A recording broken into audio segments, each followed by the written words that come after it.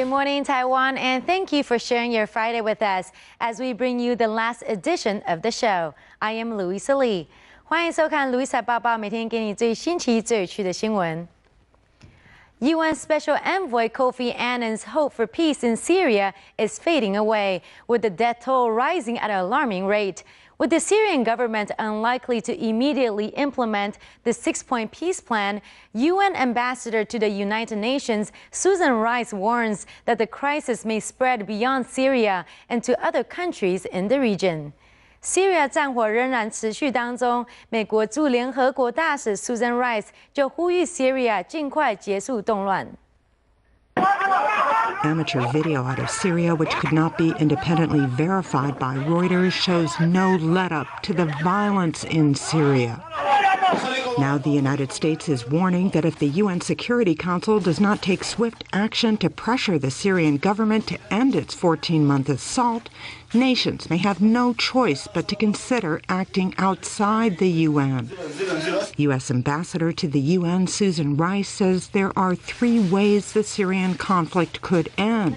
The first would involve the Syrian government deciding to comply with the ceasefire. The second would involve the Security Council taking action to pressure Damascus to fully comply. In the absence of either of those two scenarios, there seems to me to be only one other alternative, and that is indeed the worst case, which seems, unfortunately at the present, to be the most probable.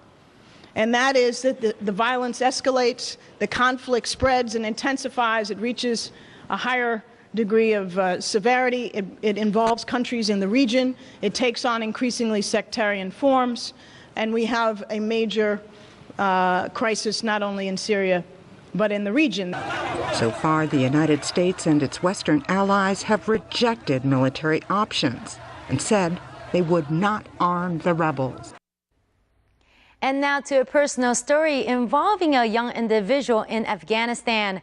At the age of 13, he shoulders loads of responsibilities, including bringing food to the table for his family of 8. Now let's try to understand for a moment what the days are like for Abdullah, who is optimistic about his future despite the hardships he faces every day. 今天带你来看阿富汗，看看当地一位13岁的男童，他是当地少数幸运可以上学的孩子，却也非常辛苦，必须要赚钱养活一家8口。这是什么样的日子呢？我们一起来看看。13 is a tough age for anyone, but it's all the more difficult for one Afghan student in Kabul, capital of Afghanistan.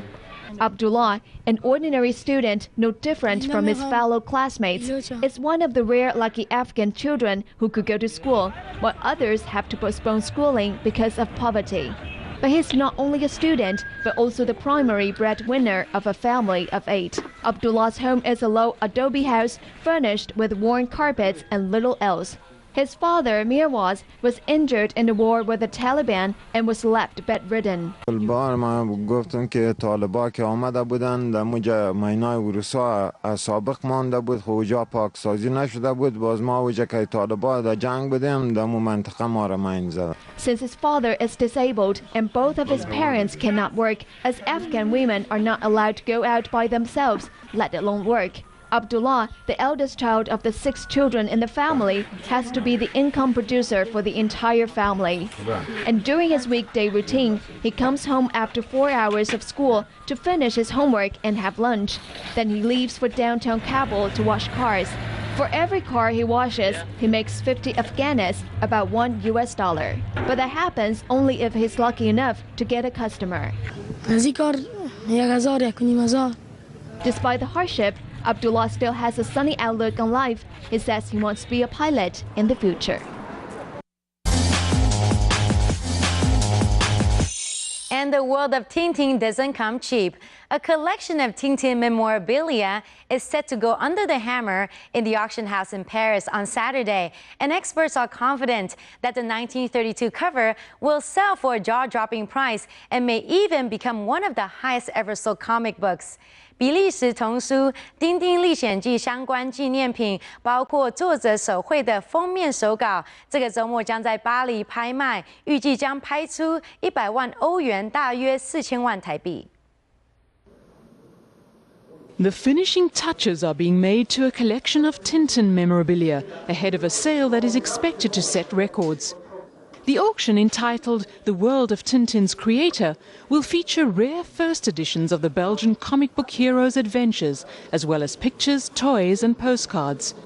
Also going under the hammer will be an original 1932 cover of Tintin in America by Georges Remy, better known by his pen name Hergé. Comic expert Éric Leroy at Paris auction house Art Curial believes it could fetch up to €1 million, making it the highest sum ever paid for a comic.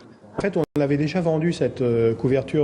had already sold this front page in 2008 in Art Curial for €764,000. Since the last 4 years, the market has gone up a bit, and high-quality things are more and more rare on the market.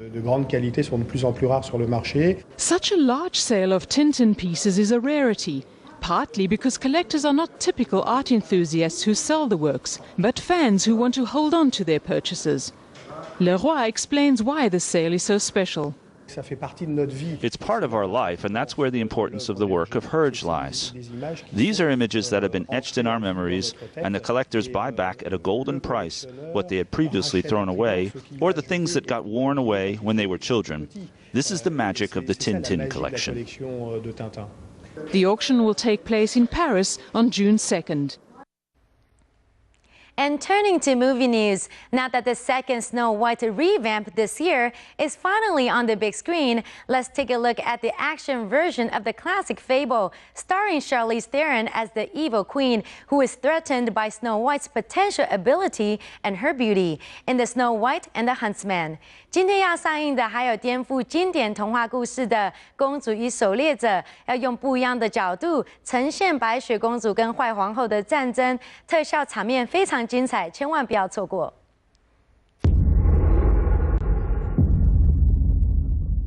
My queen, yet another kingdom falls to your glory.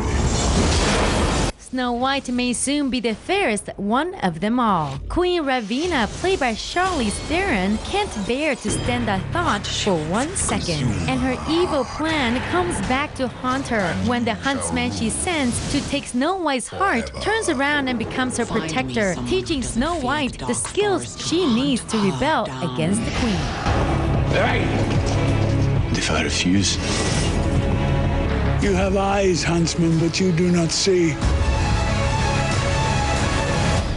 She is destined to end the darkness. I've seen what she sees. I can kill her. I will give this wretched world the queen it deserves. Lips red as blood, hair black as night. Bring me your heart, my dear, dear Snow White.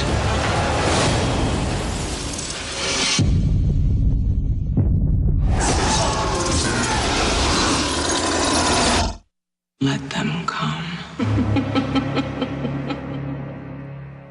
And that is all the time we have for the final edition.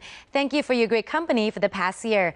I am Louisa Lee, and we'll see you around soon. Don't turn the channel as we give you the latest weather update and for more top stories.